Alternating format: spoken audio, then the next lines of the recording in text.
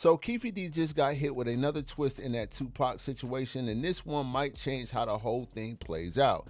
Now, Las Vegas judge just pushed his trial back 6 more months, man, all the way back to August 10th, 2026. A little bit right around the time when Tupac was actually deleted, right on the Vegas Strip. But the reasoning is because his attorneys need to go through all the evidence that's piled up so thick. There's so many things that they need to go through before they can come up with a good defense to try to help the man. All right, now that's how you know that this ain't small, right?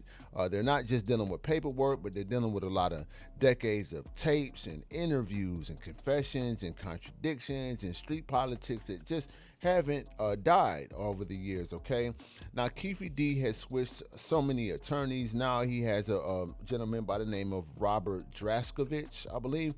Now, right after catching a 16 to 40 month sentence for fighting with another inmate in the county, all that adds to another layer of mess that he's already in, which is crazy because how do you get 40 months for fighting in the county?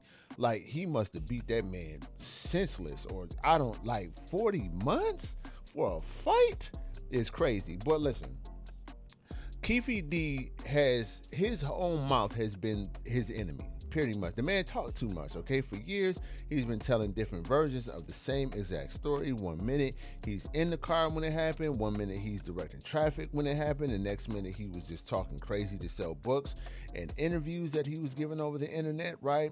Prosecutions are using this all to say, yo, this man has been contradicting himself for years. And this is including one crazy one, right? If y'all remember, he said that Diddy supposedly put up $1 million on Pac and Suge back in the 1990s after basically being assaulted at a party that Jermaine Dupri was throwing.